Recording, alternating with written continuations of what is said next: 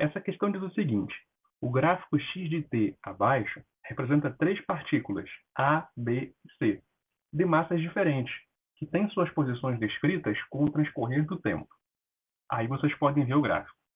A alternativa que melhor representa a comparação entre os módulos das velocidades médias v percorridas para as partículas no intervalo entre 0 e T1 é. Então, essa é uma questão onde nós temos que relacionar as três velocidades. E, no caso, relacionar de uma maneira bem simples, só dizer quem é maior do que quem. Olha, essa é uma questão extremamente tranquila e depende só de uma boa visualização do gráfico. Esse gráfico daqui, olha, é um gráfico de posição por tempo. Então, no eixo vertical, nós temos as posições desses três objetos, dessas três partículas.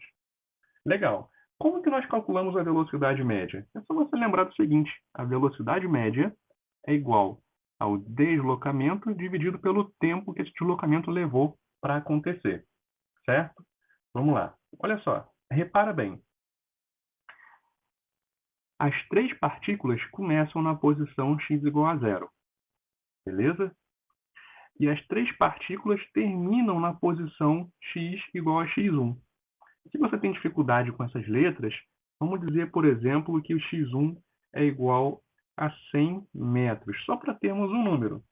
Então, as velocidades médias das três partículas, a princípio, são 100 metros, que é o deslocamento, dividido pelo tempo que ele levou para acontecer. Só que, de novo, as três partículas começam a se deslocar quando o relógio marca zero. E elas chegam na posição x1 igual a 100 metros no instante de tempo t1. Todas chegam juntas. Vamos supor também que o t1 é igual a 10 segundos, só para termos um número. Então você vê, o ΔS, o deslocamento das três partículas, é igual.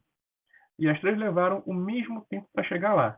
Ou seja, a velocidade média das três partículas vai ser a mesma. No caso desses números que eu coloquei aqui, só para dar o exemplo, vai ser igual a 10 metros por segundo. Beleza? Então, as três partículas têm a mesma velocidade média. Ou seja, a resposta correta é a letra E. VA igual a VB igual a VC. Agora, por que então que esse gráfico é diferente? Por que as três partículas têm gráficos diferentes se elas têm a mesma velocidade média? Bom, é porque elas três estão fazendo movimentos que são diferentes. Veja só, a partícula A, ela está fazendo o quê? Ela sai com uma certa velocidade inicial mais alta. É só você olhar aqui a inclinação da reta A. Repara, deixa eu desenhar aqui para você ver melhor. A reta A tem essa inclinação aqui no começo, então ela sai com uma velocidade mais alta e vai freando. Por que eu sei que ela está freando? Porque, olha só, o gráfico A é metade de uma parábola com a concavidade virada para baixo. O que isso quer dizer?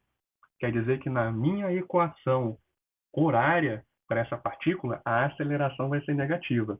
Ou seja, a partícula A faz um movimento que começa rápido, só que ela vai freando conforme está passando o tempo. Por isso que o gráfico dela tem essa carinha daqui. A partícula B faz um movimento que é um pouco diferente. Ela começa um pouco mais devagar do que a partícula A. Olha só a inclinação da reta da partícula B, da reta não, né? Do gráfico da partícula B, nesse comecinho, é menor do que a inclinação do gráfico da partícula A, e ela também faz mais ou menos até aqui uma espécie de parábola com a concavidade voltada para baixo. Quer dizer o seguinte, que até aqui, até esse instante de tempo, a partícula B estava freando. Mas depois acontece alguma coisa, de repente ela pisa no acelerador e o gráfico muda de cara. Ela passa a ter uma carinha de gráfico de equação de segundo grau com a concavidade voltada para cima. Então, desse instante de tempo para frente, a partícula B está acelerando, certo? Então, aqui já fica bem claro que os movimentos das partículas A e B são completamente diferentes. Só que as duas começam ao mesmo tempo e no mesmo lugar e terminam também ao mesmo tempo e no mesmo lugar. Já a partícula C faz um movimento que ainda é diferente das outras duas. Se você reparar, o gráfico da partícula C é uma espécie de meia parábola, certo? Com a concavidade voltada para cima o tempo todo. E olha só, a partícula C começa do repouso praticamente. A inclinação do gráfico da partícula C é quase zero inicialmente. Então ela sai do repouso e acelera o tempo todo. Por isso que ela consegue alcançar as outras duas, que começaram já com uma velocidade maior. Beleza? Então, a diferença nessa questão daqui, desses três gráficos, é o ritmo no qual o movimento acontece. Mas, em média, os três acontecem com a mesma velocidade média.